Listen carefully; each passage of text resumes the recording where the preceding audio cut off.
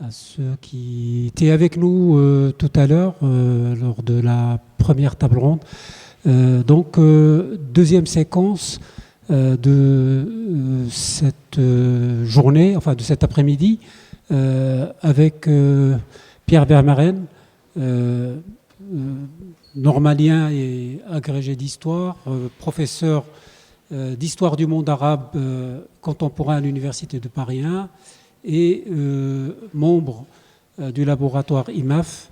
Donc il est l'auteur de nombreux essais et de 7 livres. Et il a évidemment dirigé également des ouvrages collectifs. Son travail a porté jusqu'à présent sur l'histoire du Maroc et du Maghreb contemporain.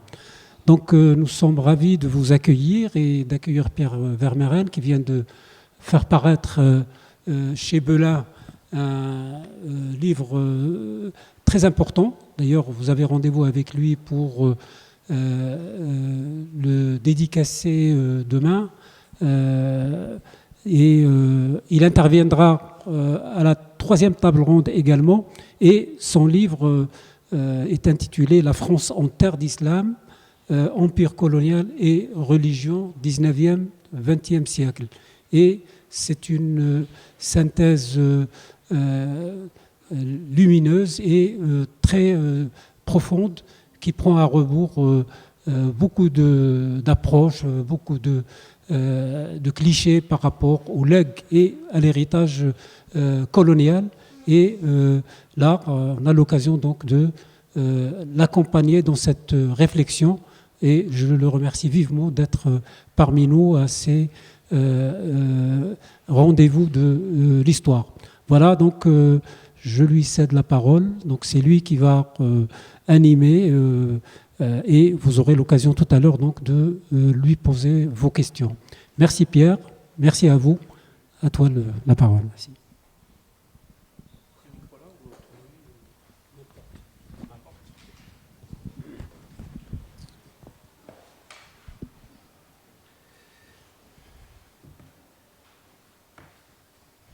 Bonsoir, vous m'entendez? Merci Mahati, merci pour l'invitation de l'IMA et de ces rendez-vous de l'histoire du monde arabe pour 2e édition. Les hasards de la petite histoire, pas de la grande, font que la thématique cette année de ces rendez-vous de l'histoire, c'était la religion et que les éditions Belin ont accepté mon manuscrit. Il y a 1 an, on ne savait pas quelle était évidemment la teneur éditoriale ou le thème de ces rendez-vous de l'histoire. Et je pense que c'est une des raisons pour lesquelles j'ai l'honneur de faire partie des personnes invitées à inaugurer ces rendez-vous de l'histoire de manière anticipée, puisqu'on est à moitié sur les rendez-vous de l'histoire et à moitié sur le jeudi de l'IMA, ce qui ne vous a pas échappé. À l'origine de ce livre, il y a tout simplement, comme je suis prof, un cours que j'ai délivré à la Sorbonne en 2012-2013 en licence et dont l'objectif était de rendre compte, ou en tout cas de faire connaître ou de faire prendre conscience aux étudiants d'histoire de la Sorbonne intéressés par ce thème de la place très importante et du rôle des religions dans la colonisation. Et pour ce qui est mon domaine, pour la colonisation française dans la Méditerranée. C'est-à-dire à la fois en Afrique du Nord, Maghreb, et aussi bien sûr en Égypte, Levant. Il se trouve qu'en 2012 est sorti un très bel ouvrage collectif sur l'histoire de l'Algérie coloniale, en 1 millier de pages pratiquement, et que je constatais que pratiquement la religion avait été évacuée de cette énorme somme, remarquable à tous les égards. Or, on sait pourtant depuis quelques années que des thèses notamment ont remis à l'honneur par exemple la question de la religion pendant la guerre d'Algérie. Elles n'ont pas forcément été publiées, mais c'est des thèses importantes sur cette guerre, un aspect longtemps occulté de la guerre d'Algérie. Et il est évident que le monde colonial est un monde qui a été empreint et même dominé à certains égards par les questions religieuses. C'est quelque chose qu'on a oublié pour des raisons diverses sur lesquelles je reviendrai tout à l'heure, à tel point que, au fond, les politologues se sont emparés, la nature ayant horreur du vide, du terrain religieux que les historiens avaient abandonné. Alors aujourd'hui, on est dans une configuration très différente parce que les historiens de ma génération, j'allais dire à part moi, travaillent notamment sur le Maghreb et le monde arabe, sur les questions religieuses. Je peux vous citer Wassila Saadia à Lyon, Catherine Mayer, Aline Alco, Karima Diresh, Frédéric Abécassis, tous, d'une manière ou d'une autre, sont rentrés dans l'histoire du Maghreb ou du monde arabe par ces questions. Donc il y a un renouvellement historiographique. Donc je ne prétends pas du tout l'incarner, bien au contraire, je suis plutôt, je les rejoins sur un terrain sur lequel ils m'ont précédé, partant du fait que depuis l'indépendance, on peut dire que le Maghreb, du point de vue de l'histoire, c'était le terrain des personnes qui s'intéressaient à la colonisation, qui s'intéressaient à la guerre d'Algérie, alors que les questions religieuses étaient transférées sur le Moyen-Orient. Désormais, l'islam, la langue arabe et tout ce qui se rattache à ces problématiques, c'était le Mashrek. Il est évidemment idiot de rester sur cette hémiplégie de manière durable. Alors, d'ailleurs, c'est un travail de synthèse qui est le mien, c'est pas une thèse, hein. Donc, cette synthèse m'a permis de considérer et de regarder une très vaste bibliographie, parcellaire, parfois ancienne, mais au fond, on a les moyens aujourd'hui d'écrire cette histoire. Évidemment, beaucoup de portes sont ouvertes pour la recherche, mais on a les moyens de voir un certain nombre de choses. Et c'est ces choses-là, justement, que j'ai essayé, pour certaines d'entre elles, de mettre en évidence. Alors, la question de...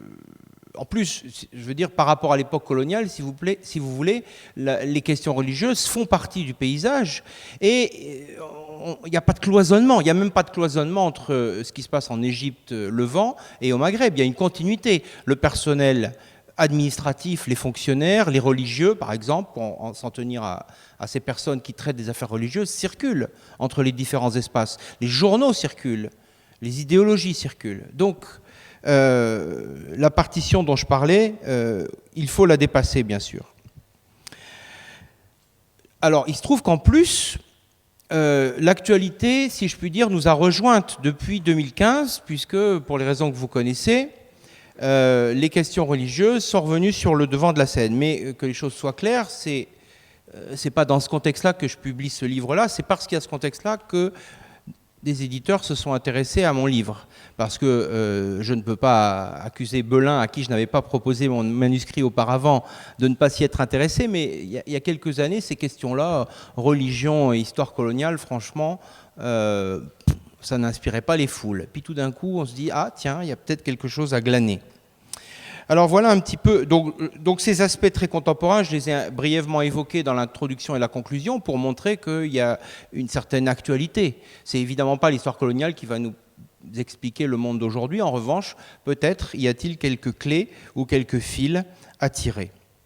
Alors je ne vais pas vous résumer mon livre parce que j'espère plutôt vous donner l'envie de le lire et donc plutôt vous le présenter à ma manière, à la fois le contexte un peu idéologique, intellectuel, général, et puis je tirerai quelques questions, 3 questions en particulier qui me semblent intéressantes. Alors maintenant, en tant que livre, je vais vous le présenter physiquement, il fait 410 pages, il est décomposé en 24 chapitres, il concerne les 3 pays du Maghreb central, l'Égypte. Au XIXe siècle, il ne faut pas oublier que l'Égypte a été la porte d'entrée de la France dans les affaires arabes et musulmanes, à l'époque de Bonaparte. Et il y a un fil rouge qui traîne tout au long du XIXe siècle. Et puis, évidemment, les mandats de la SDN de l'entre-deux-guerres, le Liban et la Syrie, qui ont une très grande importance, a posteriori on s'en rend compte tous les jours, mais l'expérience n'a pas non plus commencé en 1920, puisque par le biais notamment des missions religieuses, les Français étaient déjà très présents dans la région. Et ils attendaient l'écroulement de l'Empire ottoman. Alors, un certain nombre de grandes thématiques, je vais vous assommer si je vous fais toute la liste, mais pour vous montrer l'intérêt de cette question, de ce petit rapprochement, empire, colonial et religion. Alors, des choses très nombreuses qui peuvent nous parler aujourd'hui. Par exemple, la France coloniale et l'islam. Bien sûr, tout de suite, on pense à ça. Le livre s'appelle « La France en terre d'islam ». Ça ne veut pas dire que je m'intéresse qu'à l'islam, mais évidemment en terre d'islam, c'est-à-dire au sud de la Méditerranée. La République coloniale et l'islam. L'armée coloniale face aux religions. L'Église catholique et la mission, les missionnaires en pays musulmans. Et les missionnaires face aux chrétiens d'Orient, qu'ils ont évidemment voulu rentrer dans le giron de l'Église catholique. L'Église et la colonisation. On sait des choses sur l'Église en Amérique latine. On n'en sait pas beaucoup sur l'Église au Maghreb. Et la République et l'Église, bien sûr. Et la République instrumentalisant l'Église en Afrique du Nord sur les questions religieuses. La laïcité aux colonies.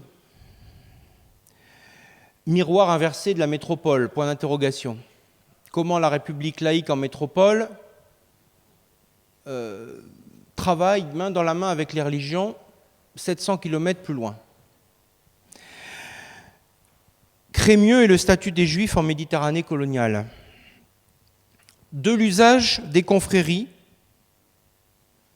religieuses, que la France expulse de métropole et qu'elle envoie au Levant ou en Égypte.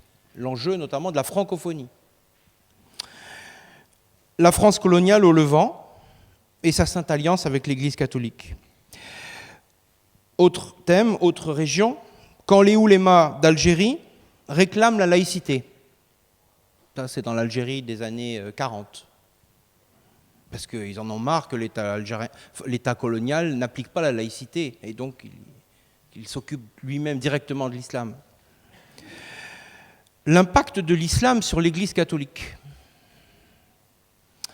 Je vous avais dit que ce serait long. Le poids de l'Église de France sur Vatican II, à travers son expérience coloniale. Comment l'Église de France a changé et a influencé le regard de l'Église mondiale sur l'islam et les autres religions. La place des intellectuels catholiques français dans le dialogue avec l'islam. L'institutionnalisation d'un islam républicain. La découverte de l'islam. Les Français ont découvert l'islam, ils savaient que ça existait évidemment, mais ils l'ont pratiqué en se heurtant aux confréries religieuses. Avant tout, les marabouts. Et comment ils ont ensuite instrumentalisé les marabouts.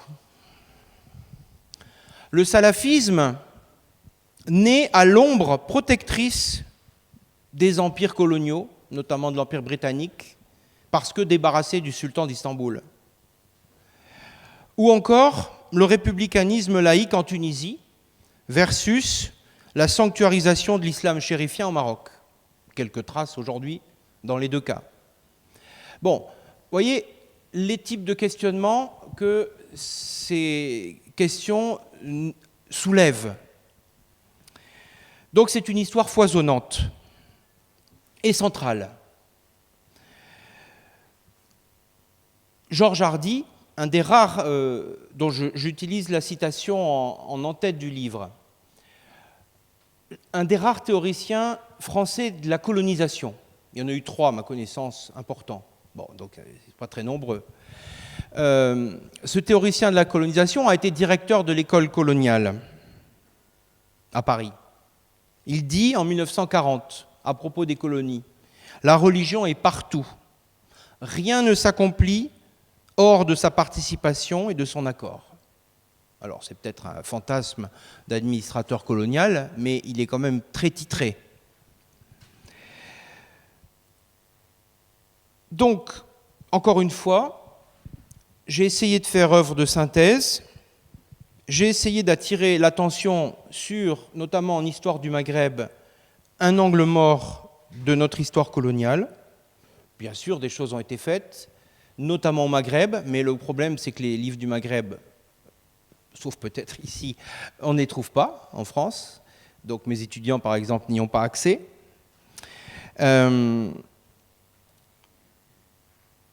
On peut dire que cette question religieuse très importante a été une des victimes collatérales de la décolonisation.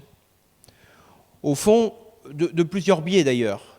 D'une part parce que il est apparu dans la France des années 60, après l'Algérie, que les personnes dans l'administration française qui s'intéressaient à l'islam, les praticiens de l'islam, c'était le travail d'une administration coloniale disparue. Qui s'occupait de l'islam? Les affaires indigènes, les bureaux arabes, le service des indigènes à Paris, etc. Tout ça a disparu. Enfin, à Paris, ça n'a pas vraiment disparu parce que ça s'est enfoui dans le ministère de l'Intérieur, mais voilà, officiellement, ça a disparu. Les clercs, les religieux, des centaines de religieux français dans les années 50 parlaient l'arabe ou le berbère, etc. Ces religieux, bien sûr, pour les raisons que je dirais tout à l'heure, ils ont cessé d'être des missionnaires dans le monde musulman et ils n'ont plus intéressé grand monde. Ils se sont enfouis, ils ont vécu, souvent ils sont restés dans les sociétés du Maghreb ou du Moyen-Orient, mais ils n'avaient plus d'accès. Donc ils n'ont pas laissé, à part quelques-uns comme Olivier Carré ou Gilbert Grand-Guillaume, qui ont ensuite fait une carrière universitaire, mais pas en tant que religieux. Bon. Quelques intellectuels aussi, et il se trouve que les hasards de l'histoire font qu'un certain nombre d'intellectuels français, notamment catholiques, ayant travaillé sur ces questions, sont morts à la décolonisation. Je pense à Massignon. Donc la religion a été oubliée, renvoyée au colonial, au même titre que tout un tas de problématiques maghrébines, les tribus, les confréries, les berbères, les langues du Maghreb, la paysannerie, à part Lucette de Valency, Fellah. Tout ça a été jeté avec l'eau du bain de la décolonisation. Place à l'histoire longue, à l'histoire des structures, au mode de production, c'était un grand débat dans les années 70-80. Place à l'industrialisation, au village socialiste, à l'urbanisation, à la réforme agraire. Place à l'histoire politique du nationalisme, encouragé bien sûr par les États du Maghreb comme la Tunisie, ou par les militants comme Mohamed Arbi. Place à l'histoire toujours réécrite,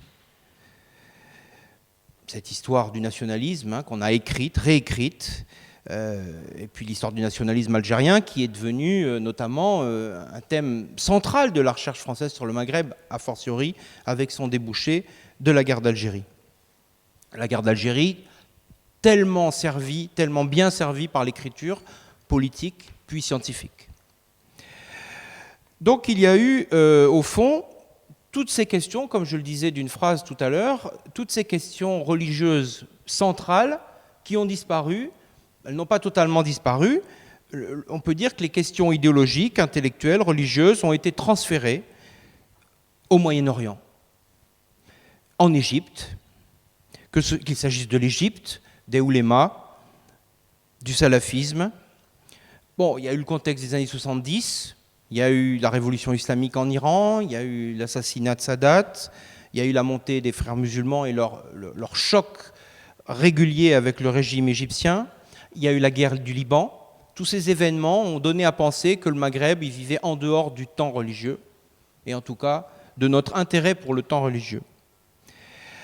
Au Maghreb, on a oublié les confréries, elles ont été mises au musée, au rebut presque, elles ont été dénigrées par les États indépendants eux-mêmes. Aujourd'hui, on les redécouvre, mais c'est récent. Et donc,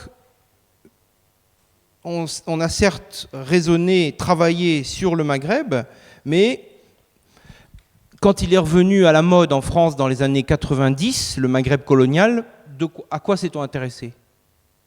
Je parle des sociétés du Maghreb.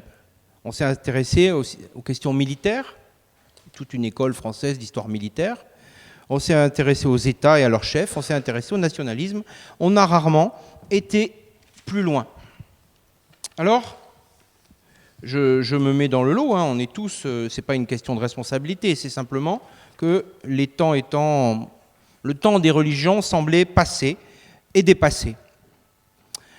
Seuls quelques anthropologues s'intéressaient encore aux confréries quand je faisais mes études. Et moi, quand j'ai fait mes études d'histoire sur le Maghreb, Dieu sait que j'ai eu des profs, des cours, je n'ai jamais rien eu sur les confréries, donc je n'étais pas prêt d'imaginer leur importance historique et présente, puisque c'était un non-sujet. Parmi d'autres thèmes que je n'ai jamais entendus. Karima Diresh a remis à l'honneur les Pères Blancs, qu'on avait totalement oubliés. Bien, depuis les années 90, bien sûr, par étapes, le contexte intellectuel, idéologique a changé. On a parlé de retour de religieux, c'est une formule, mais elle a parfois des traductions concrètes. À la fin des années 80, a réémergé en France, dans le paysage, la question de l'islam de France. On dit que le tournant, le déclencheur, c'est la mosquée de Creil, peut-être. En 92, et dans les années qui ont suivi, la guerre civile en Algérie, la tentative de prise du pouvoir par le fils révolutionnaire, ont bien sûr replacé au centre des événements la question religieuse en Algérie notamment, et la question de l'islam radical. Et puis, depuis 2001, au rythme des attentats divers jusqu'à ces derniers jours, eh bien, il y a aussi la guerre d'Irak, bien sûr, il y a aussi la guerre de Syrie, mais tous les jours, au fond, cette religion est analysée, regardée à travers un prisme religieux. Alors, c'est vrai que par rapport aux années 80, le changement est plus que brutal, c'est un changement complet de paysage. Alors, qu'est-ce que l'histoire coloniale a à nous dire sur notre actualité, sur cette actualité religieuse dont on entend tous les jours? Que peut-elle nous apprendre ? A-t-elle quelque chose même à nous apporter? Et quel fil tirer pour rentrer et pour en tirer des enseignements? Alors, le but de ce livre n'est pas de donner évidemment des réponses, c'est de donner des éléments de réflexion sur le rapport notamment entre la France qui fut coloniale et l'islam. L'islam n'est pas une découverte. On a l'impression aujourd'hui que les Français n'ont jamais entendu parler de l'islam. Alors que depuis 1848, il est la deuxième religion de la France. Donc, ça méritait au moins un petit réexamen. Depuis 1865, c'est pas seulement que l'Algérie a appartenu au territoire français, c'est que les Algériens sont devenus des Français. Et effectivement, la question de leur nationalité étant suspendue à leur renoncement au droit coranique et à leur acceptation du Code civil. C'est dire si les rapports entre la République, il s'agissait certes en 1865 du Second Empire, mais ça n'a pas changé sous la République 5 ans après. Donc c'est dire si les rapports entre la République et l'islam, ou les musulmans, est très ancien. Et ça nous dit aussi, on le verra, à quel point la République a été pragmatique avec les questions religieuses. Elle a même été très particulièrement pragmatique dans l'Empire colonial. Sur la question du catholicisme, la République était impitoyable en France, en métropole, au début du XXe siècle, et elle se montrait accommodante en Algérie, y compris avec les catholiques. Et a fortiori dans les autres pays n'appartenant pas au territoire national. Donc, la question de l'attitude de la République, ses pratiques, sa capacité à utiliser, à contester, à contrôler les religions, et notamment l'islam en Algérie, la République en Algérie, a organisé, régulé, surveillé, salarié les fonctionnaires. Non, ce ne sont pas des fonctionnaires, ce sont ce sont pas des clercs non plus, mais ce sont les gens qui dirigent la prière, qui s'occupent des mosquées. Ces gens-là, bien sûr, étaient sous le contrôle de l'administration coloniale. Ils étaient rémunérés. Et ils n'étaient pas fonctionnaires parce qu'il fallait pouvoir les mettre dehors s'ils n'appliquaient pas les règles qu'on leur demandait d'appliquer ou la ligne politique ou idéologique qu'ils devaient appliquer. Alors je terminerai donc par, je vous avais dit, deuxième partie, les 3 points qui me paraissent intéressants pour compléter donc cette petite présentation et essayer de réfléchir un peu plus longuement sur l'intérêt et l'actualité de ces enjeux. On écrit toujours l'histoire pour répondre à des questions du présent. Ce livre ne déroge pas à la règle. Alors, première question, la République et l'islam en Algérie. Quelques éléments de réflexion sur la manière dont la République ou la France, dans un premier temps, qui n'était pas une république, mais qui va le devenir, découvre l'islam et traite avec lui, et comment elle est combattue par lui. Alors, ça commence d'abord par un combat.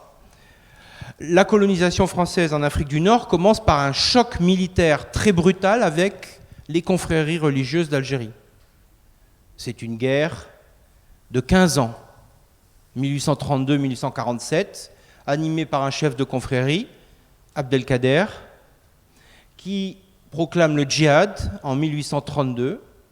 Alors, on connaît l'histoire, hein, c'est pas une histoire, c'est pas une guerre ininterrompue, il y a des pauses, il y a des traités de paix, des ruses, des reprises mais le résultat, c'est qu'on a malgré tout, surtout à partir de 1840, une guerre de ravageurs, et la découverte par les militaires, par l'armée française, et donc par les autorités politiques aussi de Paris, de l'islam, c'est la lutte contre un ennemi redoutable. Et au fond, l'islam, le djihad, les marabouts, les chefs confrériques sont identifiés comme une menace suprême. Ça n'est d'autant pas près d'arrêter que ça recommence, si je puis dire, en 1871 avec la révolte de Mokrani, puisque tout le tiers de l'Algérie qui n'avait pas combattu aux côtés de l'émir Abdelkader se soulève contre la République en 1871 et manque de prendre Alger. C'est la Rahmaniya, notamment la grande confrérie kabyle ou de l'Est, qui va mener cette lutte. Et là, les Français se disent, non seulement les confréries sont un ennemi, mais on avait cru les vaincre, elles ont failli nous rejeter à la mer, il faut absolument maintenant les comprendre. Et à partir de là, va se développer une littérature scientifique invraisemblable dans la France coloniale, parce que les archives d'Aix-en-Provence, je ne peux pas vous inviter tous à y aller, il n'y aura pas de place, mais c'est inimaginable de voir que chaque tribu, chaque frère, chaque Juan, chaque marabout, chaque pèlerinage, chaque manifestation, chaque famille est suivie sur des générations par l'administration. C'est-à-dire que pour des années 1880 jusqu'à la guerre d'Algérie pratiquement, il y a une surveillance qui s'exerce. On se demande ce que faisait l'administration coloniale, ne faisait que ça. C'était une surveillance, donc une connaissance des rites, une connaissance des individus, des familles, des groupes, des courants, des sous-groupes. Bon. Donc ça, et cette lutte contre les confréries, j'ajoute, on n'est plus en Algérie, on va au Maroc, mais qu'est-ce que la guerre du Rif? C'est à nouveau la même chose. C'est-à-dire qu'à nouveau, un chef religieux proclame le djihad et la force des Rifins va être une force vécue comme une lutte religieuse contre à nouveau l'armée française dans le cadre de la conquête du Maroc. Bon. Donc, après avoir vaincu les armes à la main, ces forces religieuses et militaires à la fois, il faut administrer l'islam. Il faut administrer l'islam après l'avoir soumis par les armes. Alors, la soumission repose malgré tout, et l'administration repose sur un préalable qui avait été fait dès 1830, dès le débarquement d'Alger, qui est la promesse, alors elle vaut ce qu'elle vaut, mais néanmoins, promesse de respecter la liberté religieuse et donc la liberté de culte et de croyance, bien sûr, des musulmans.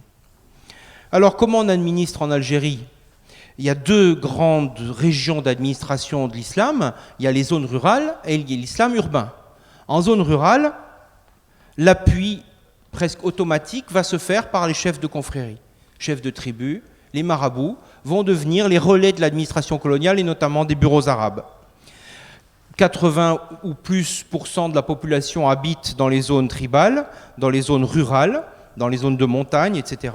Et les chefs de tribus et les chefs de confrérie, parfois identiques, parfois séparés, se voient investis d'un vrai pouvoir, du pouvoir qui leur est délégué, qui leur est confié, notamment le pouvoir de lever l'impôt, qui est évidemment fondamental, Et à côté d'eux, donc des administrateurs coloniaux qui sont, je crois, à peu près 1500 à la fin du 19e siècle, sur la totalité du territoire rural algérien. Ces administrateurs coloniaux, eux, regardent, comptent, évaluent, c'est ce que je vous disais tout à l'heure, ils fabriquent cette littérature administrative absolument considérable qui remonte aux affaires indigènes à Alger. Administrer dans les villes, c'est très différent. C'est très différent. Il y a eu beaucoup de destruction dans les années 1830, 1850, destruction de mosquées, qui se poursuivent d'ailleurs, destruction de lieux de culte, prise des terres habous, ce qui fait que les mosquées n'ont plus les moyens d'être entretenues, etc. Et donc, à partir du moment où la colonisation s'installe, se pose tout de suite la question, dès la monarchie de Juillet, tout de suite la question, qu'est-ce qu'on fait des musulmans dans les villes? Et donc, l'administration repart à la charge, construction de médersa pour former les cadres, pour former une sorte de clergé sunnite, c'est paradoxal, qui soit franco-arabe et qui connaissent la langue et l'histoire de la France, et bien sûr qui soit capable d'enseigner un islam conforme aux vues du colonisateur. Donc la formation des médersa, la formation qui s'ensuit d'un personnel de servants du culte musulman, de desservants, à peu près 400 sont fonctionnalisés dans l'Algérie à la fin du 19e siècle, affectés aux différentes mosquées urbaines. Et bien sûr, ils doivent lire la bonne parole. La khutba du vendredi doit être conforme aux vues de l'administration coloniale, et donc on leur écrit leur prêche, comme ça, c'est à Alger, au service des affaires indigènes, comme ça, c'est plus simple. Comment on sort de ce système qui a fonctionné presque un siècle? Eh bien, une des manières d'en sortir a été bien sûr le succès du salafisme. Alors pas le salafisme de la télévision, le salafisme inventé par Abdou, c'est-à-dire le réformisme musulman, à la fin du 19e siècle en Égypte. Ce salafisme, bon, Abdou a fait une escale à Tunis, a fait ensuite une escale à Alger, quand il était en route pour la France notamment, ou de retour. Et surtout, en réalité, le principal point d'entrée du salafisme, ça a été l'université de la Zitouna, où des centaines de jeunes Algériens, urbains ou ruraux, ont suivi des études et dans laquelle ils sont devenus oulémas avant de rentrer en Algérie. Et c'est dans cette université de Tunis qu'ils ont appris, qu'ils ont découvert la nouvelle idéologie religieuse en vogue au Moyen-Orient et aussi en vogue à la Qarawiyyin, à Fès d'ailleurs. Mais il n'y avait pas beaucoup d'Algériens qui se rendaient là-bas. Donc, en rentrant dans leur pays, ces gens ont voulu réformer l'islam. Ils ont lutté contre les marabouts, ils ont dénoncé les marabouts, soumis à la France, accusés de pratiquer un islam arriéré, archaïque, hérétique. Ils ont lutté contre les mosquées officielles, dont ils ont dénoncé la servilité des fonctionnaires, des desservants de mosquées. Ils ont créé des écoles libres pour former des jeunes, une nouvelle génération. Ils ont créé des associations avec la loi de 1901, notamment l'association des scouts musulmans d'Algérie. Ils ont réidéologisé la société. Ils ont essayé, en tout cas, la société urbaine surtout, puis ensuite la société rurale, dans certaines tribus, dans certaines régions. Ils ont voulu réislamiser, rééduquer le peuple, créer donc une base militante qui a été un des fers de lance du nationalisme populaire et du nationalisme sur le plan idéologique. C'est évidemment un autre mouvement que le mouvement que l'on connaît bien, qui a été formé dans les universités françaises ou dans les lycées, dans les collèges musulmans. Hein. C'est une autre catégorie de nationalistes, mais évidemment très importante parce qu'elle a eu notamment des répercussions très importantes au niveau du peuple des villes. Et c'est l'emboîtement d'ailleurs de ce nationalisme religieux et du nationalisme politique, c'est l'emboîtement qui a permis finalement de vaincre le colonialisme. Alors ça c'est un premier point évidemment très important. Le deuxième que je mentionnerai, la République et les religions. la République face aux religions et notamment face au christianisme en situation coloniale. Alors, contrairement à des idées reçues, l'armée coloniale, que ce soit celle qui débarque au Caire, en Égypte, en 1798, ou que ce soit celle qui débarque à Alger en 1830, c'est une armée révolutionnaire, bonapartiste, qui n'est pas une armée c'est pas l'armée espagnole qui arrive en Amérique. C'est une armée républicaine de culture, mais en réalité bonapartiste, héritière de la Révolution, qui se méfie et qui est parfois carrément hostile aux religions. Donc cette armée, elle n'est pas là pour christianiser l'Afrique du Nord. C'est pas du tout son style. Et elle ne tolère même pas la présence des ordres religieux. Puisque, au contraire, elle se méfie, voire elle est dans une situation de défi par rapport aux ordres religieux. Bugeaud interdit aux ordres religieux, qui avaient tout de suite débarqué avec les premiers Européens, il les fait rentrer à Paris ou à Marseille. L'archevêque de Marseille s'était réjoui du débarquement colonial d'Alger. Rappelez-vous la petite histoire du Maghreb de Lucette Valency. Il y a ce petit texte incroyable où on voit l'archevêque d'Alger se réjouir, enfin, il demande aux religieux de Marseille d'aller mouiller leurs vêtements en allant convertir les Maghrébins. Eh bien, c'est une vision évidemment qu'avait l'évêque de Marseille, mais elle ne correspond en rien à la vision qu'avait l'armée.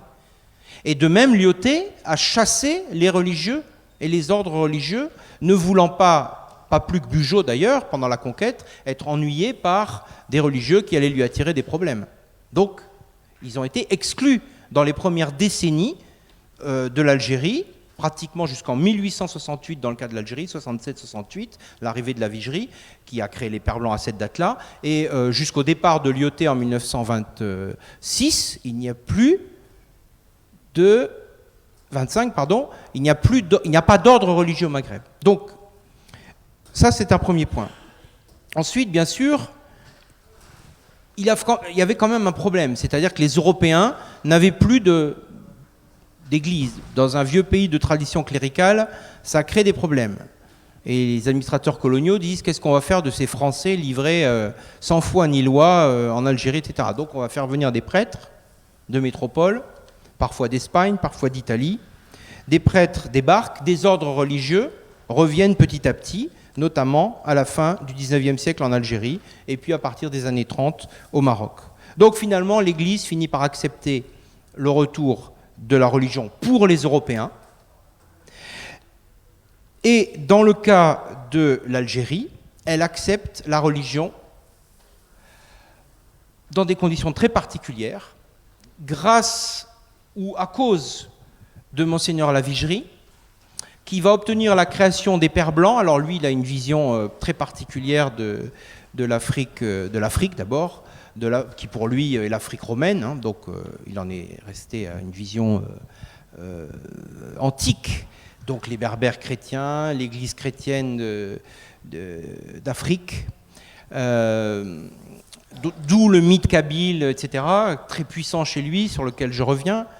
Et il a la vision d'une Algérie que la France va réintroduire dans le monde européen, va rechristianiser dans le monde occidental en tout cas, et l'Algérie devenant la base de conversion de tout le continent africain. Bon, ça c'est la vision de la Vigerie. Ça commence beaucoup plus modestement avec 2 ou 3 jeunes hommes qu'il a réussi à recruter pour son premier monastère et qu'il va envoyer être les premiers Pères Blancs en Kabylie. Pourquoi en Kabylie ? Parce qu'en Kabylie, en 1867, il y a une famine terrible, des milliers d'orphelins, des centaines de milliers de morts, et une région dévastée par cette crise. Et la Vigerie, on est à la fin du Second Empire, c'est une situation incertaine, les républicains sont de plus en plus forts à Alger, le régime du Second Empire est très fragilisé. La Vigerie obtient, et c'est confirmé en 1870 après l'instauration de la République, surtout dans le contexte El Mokhri de 1871, il obtient le droit d'être missionnaire, d'envoyer des missionnaires, donc pour convertir les indigènes, les musulmans, en Kabylie. Mais uniquement en Kabylie. Et c'est ainsi qu'il crée en Kabylie des écoles qui vont grossir au cours des années 1870-1880, des écoles de langue française, des orphelinats destinés à convertir et à éduquer les petits kabyles. 10 ans plus tard, Ferry, qui est ministre de l'instruction publique à Paris, se rend compte que la seule région d'Algérie dans laquelle il y a vraiment des écoles, c'est la Kabylie, et il va du coup envoyer ses instituteurs républicains pour concurrencer, et c'est ainsi que la Kabylie devient la région la plus éduquée dans la langue française de tout le Maghreb, parce qu'on va assister jusqu'à la fin du 19e siècle à une compétition entre les écoles religieuses et les écoles républicaines, avec un taux de scolarisation unique en Algérie et au Maghreb, localement. Bon, donc on voit que là, on est passé de la défiance à une forme de coopération, collaboration, compétition même, entre l'Église et... alors je termine bientôt, je ne regarde pas ma montre, si vous me dites... Il y a encore 5 minutes ? Oui, ça va, tout va bien. Alors, au Levant, c'est la même chose. Au Levant, on n'observe pas de guerre entre la République et les ordres religieux. D'abord, les ordres religieux sont là. Dès le début du 19e, ils s'installent progressivement au début du 19e siècle. Ce n'est pas les Français d'ailleurs qui sont les premiers, mais les Français arrivent progressivement dans la deuxième moitié du 19e siècle. Et finalement, la diplomatie française, qui lorgne sur l'Empire ottoman,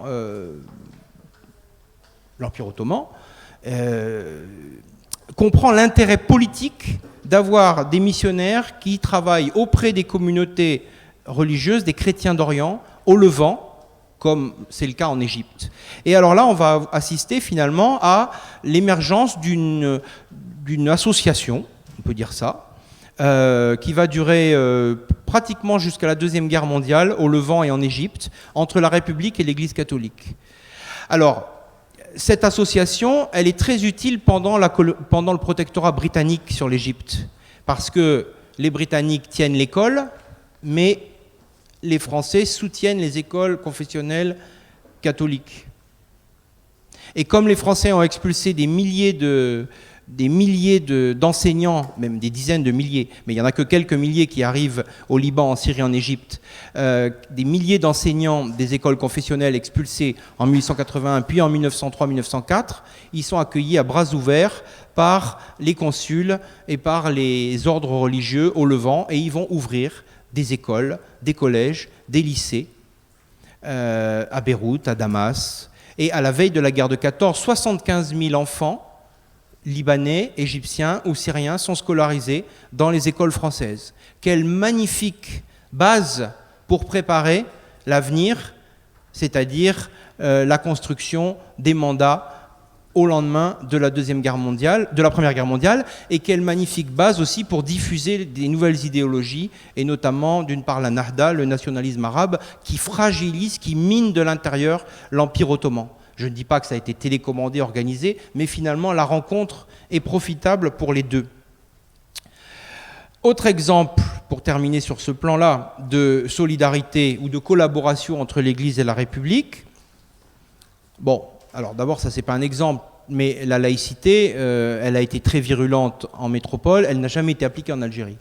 1905, elle est appliquée en métropole. 1907, jusqu'en 1907, on réfléchit, on attend un décret d'application, et le décret d'application dit pas de laïcité, on en reparle dans 10 ans.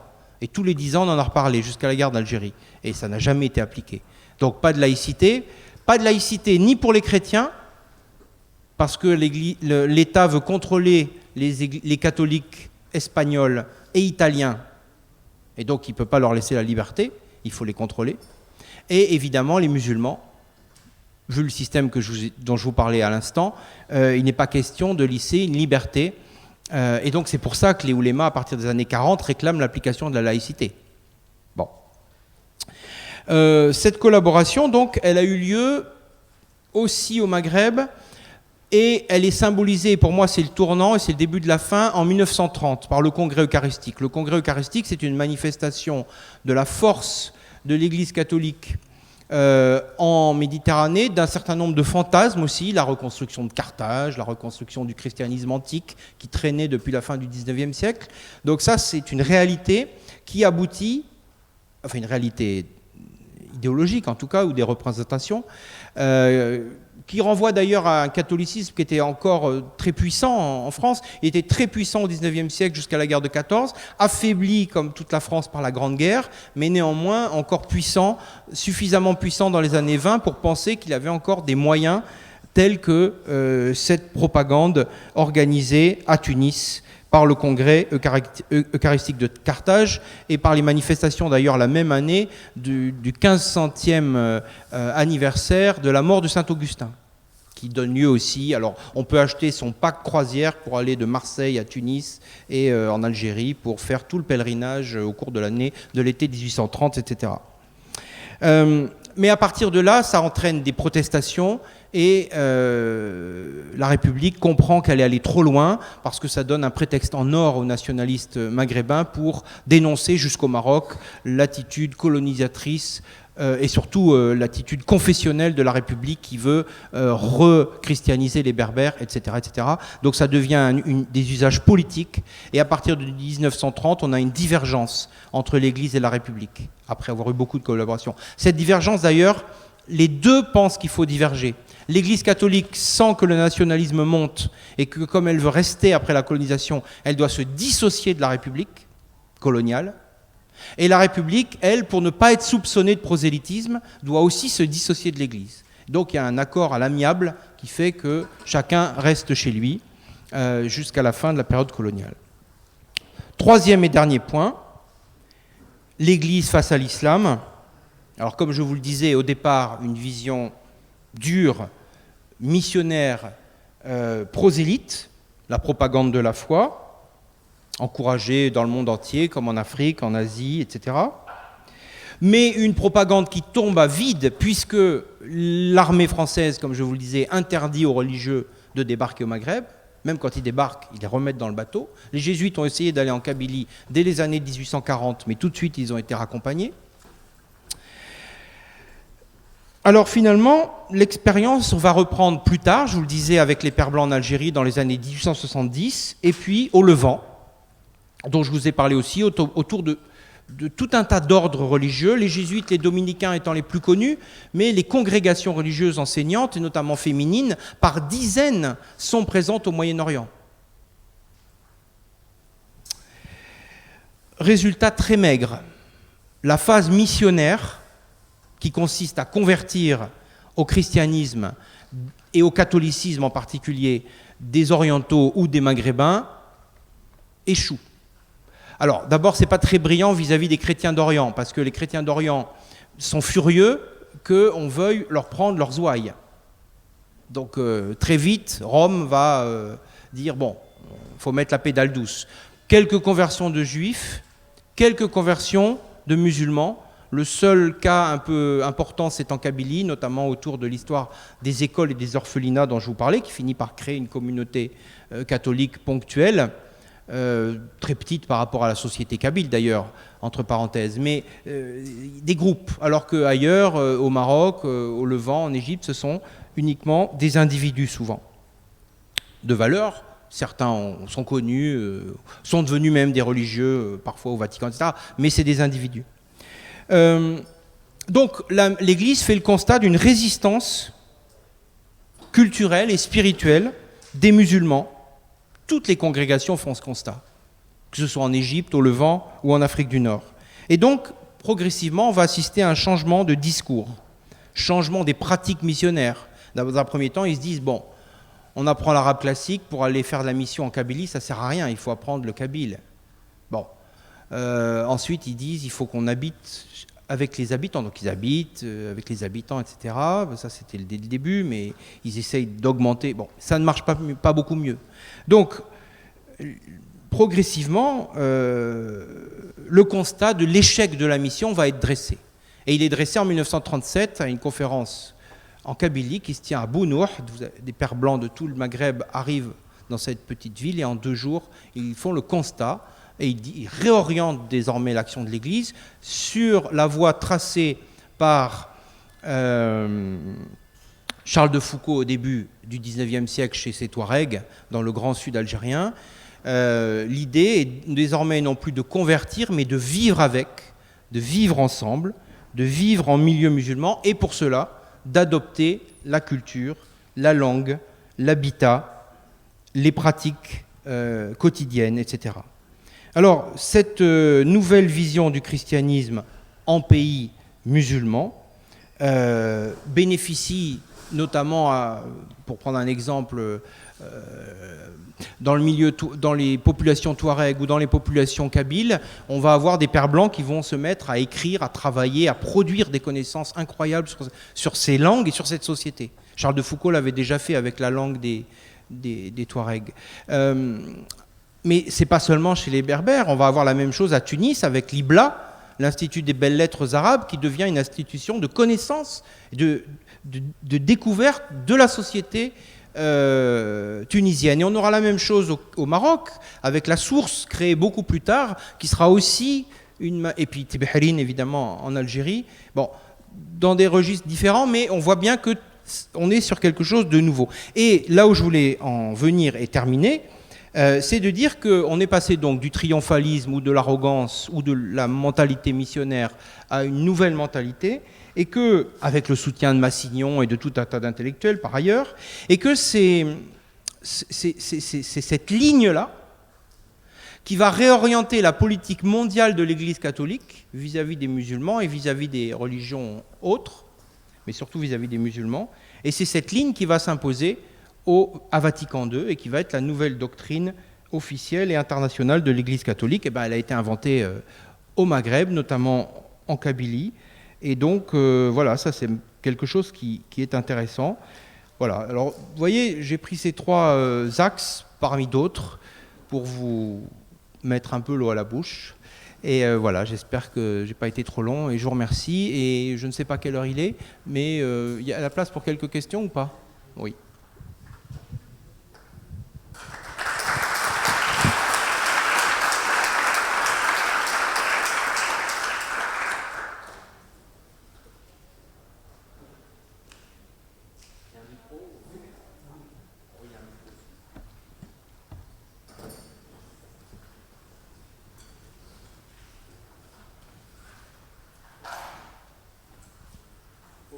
Pour vous dire qu'on a une conférence à suivre sur la Tunisie, une table ronde avec des intervenants qui sont des campus 4 qui sont déjà dans la salle, donc qui est organisée par la chaire Maghreb Méditerranée de l'Université de Paris.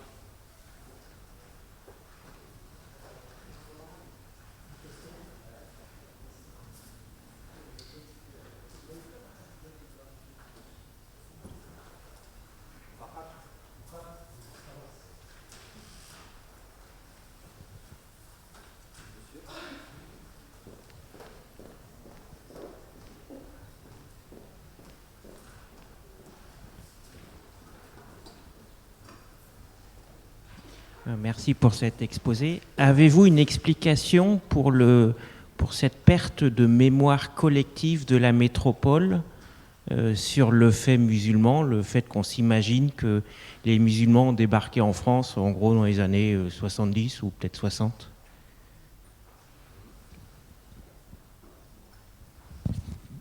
Il y a une deuxième question là après, s'il vous plaît.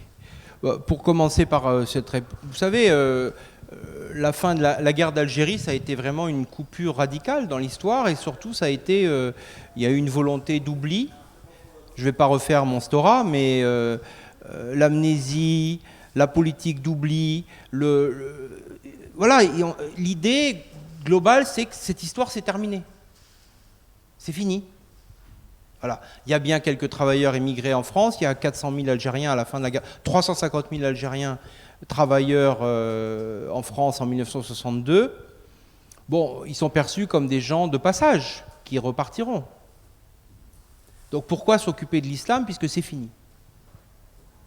Il a fallu attendre 30 ans pour que ce ne soit pas fini dans les têtes. Enfin, à supposer que ce soit aujourd'hui fini. Mais enfin, vous voyez ce que je veux dire. Donc il y a vraiment eu Et puis au bout de 30 ans, les générations ont passé, les praticiens sont morts ou sont en retraite, la rupture, la coupure a été faite.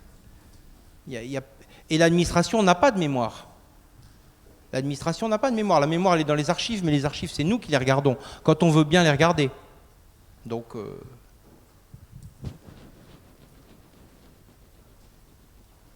Trois questions à vous poser. La première, c'est est-ce que vous parlez dans votre livre du parti des colons français et quel rôle ils ont joué et quelle était sa composition? Vous parlez en Algérie spécialement? Dans la colonisation. D'accord. Puis, comme par rapport au sujet que vous avez parlé, Maghreb, etc. La deuxième question, c'est par rapport à la fin de votre troisième point, l'Église et l'islam, et vous nous parlez donc il y a des heurts entre les chrétiens d'Occident, enfin européens, et puis qui va entraîner la furie des chrétiens d'Orient. Il m'avait semblé que les chrétiens d'Orient étaient rattachés au Vatican. Est-ce que vous pouvez nous le confirmer ou est-ce qu'ils ont été rattachés plus tard? Et puis le troisième point, vous nous avez parlé que Luc Ferry a envoyé des instituteurs au Maghreb. Enfin, l'autre Ferry, oui. Jules. Pardon. C'est un lapsus. Ferry a envoyé, en sachant que Ferry était un colonialiste, est-ce qu'il envoyait les instituteurs pour coloniser une autre manière de coloniser les enfants? Alors, le parti colon n'existe pas. Vous savez, il y a des colons, il y a des Européens de toutes sortes, les colons étant les grands propriétaires terriens. Alors, je parle un petit peu de la question en ce sens où c'est quand même la religion, notamment le christianisme ou le catholicisme en situation coloniale, et a fortiori en pays musulmans, c'est fort, il y a une composante identitaire très forte. Parce qu'au fond, ça permet de faire des fêtes ensemble, ça permet de se retrouver, ça permet de partager un certain nombre et de se distinguer, de se différencier. Donc il y a un catholicisme, notamment en Algérie, assez fort, un catholicisme monumental qui construit beaucoup d'édifices, beaucoup de grandes églises, de cathédrales dans tout le Maghreb, et un catholicisme aussi populaire parce que la majorité de la population dite française au Maghreb est en réalité espagnole ou italienne d'origine, avec ses propres prêtres et ses propres religieux dans les deux cas, ce qui d'ailleurs ennuie la République. Et la République demande aux prêtres et aux religieux français de s'en occuper, d'ailleurs pour les désitaliéniser et les déshispagnoliser.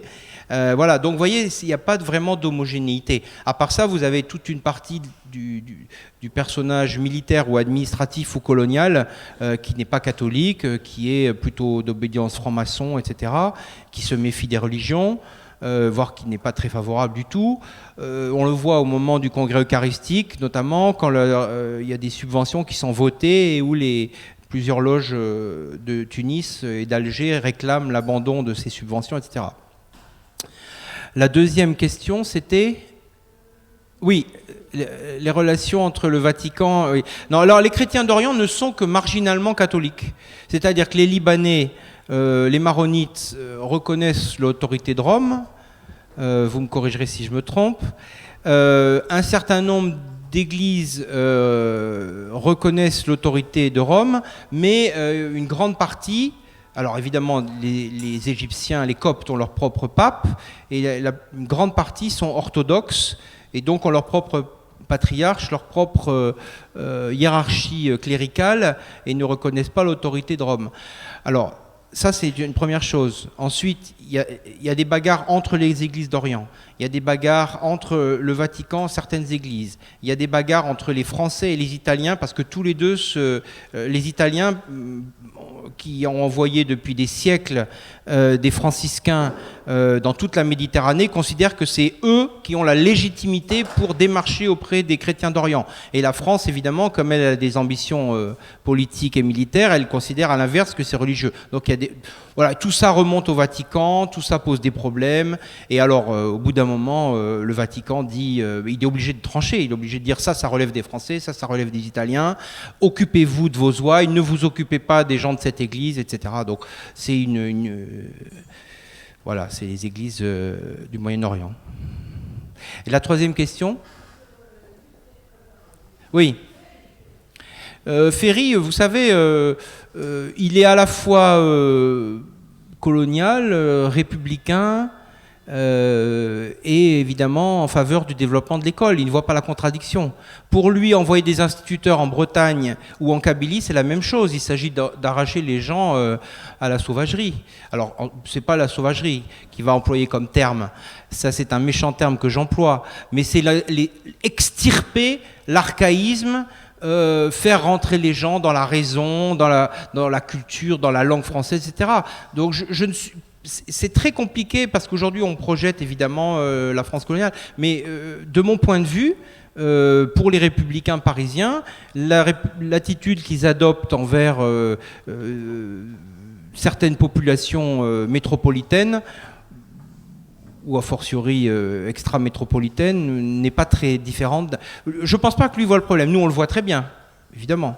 La colonisation de l'Algérie, ça veut dire quelque chose. Mais pour Ferry, on va ouvrir les esprits, les cœurs, élever les âmes, et que demander de mieux? Alors après, les historiens se débrouillent.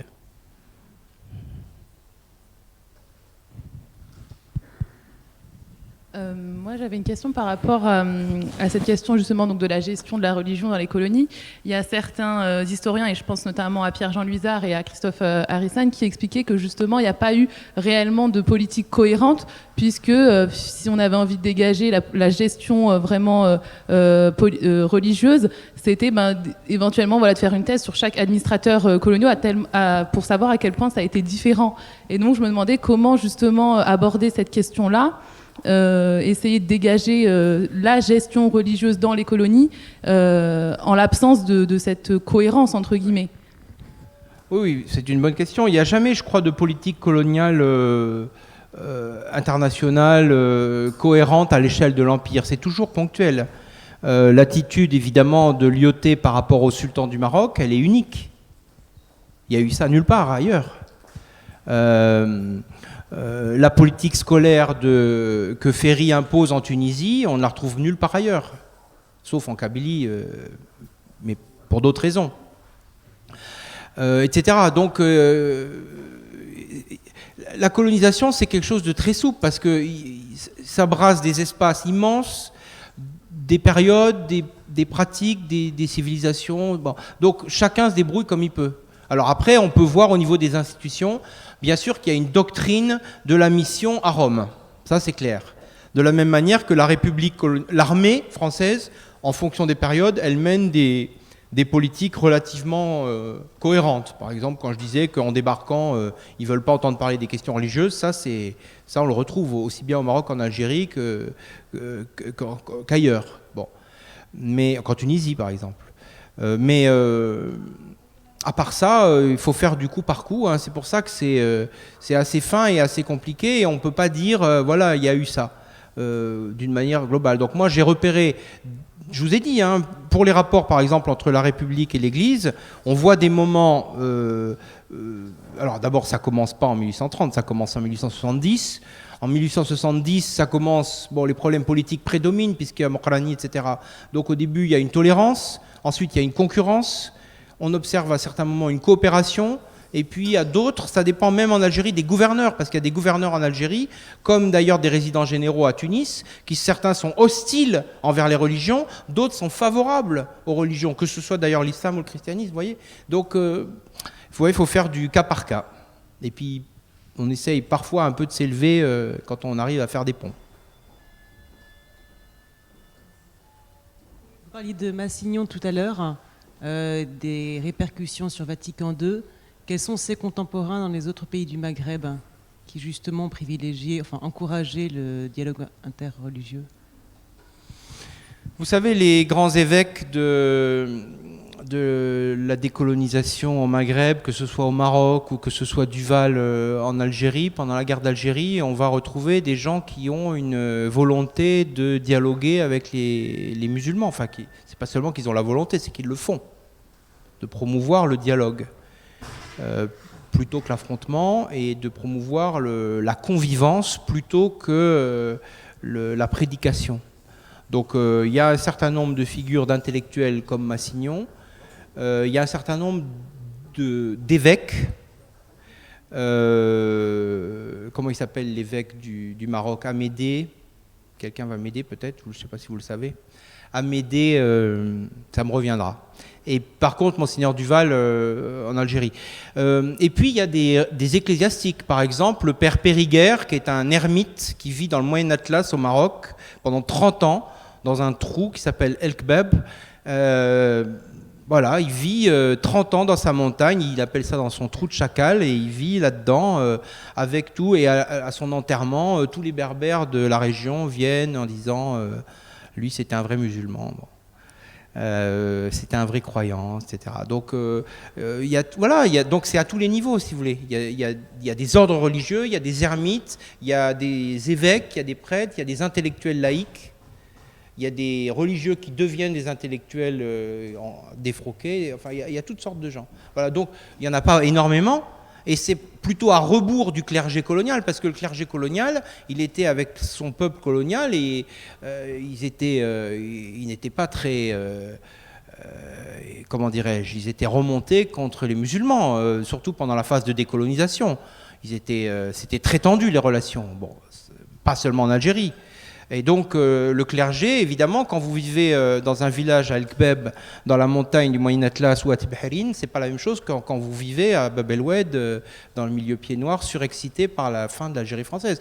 Donc je pense que là aussi, vous voyez, on peut pas dire l'Église elle est comme ceci, elle est comme cela, mais il y a des moments plus favorables à l'émergence de certaines personnalités que d'autres, voilà. Et de ce point de vue-là, la décolonisation a été un moment plutôt d'ouverture, voilà, qui s'est perpétué. Voilà, on me fait signe que c'est terminé, je vous remercie.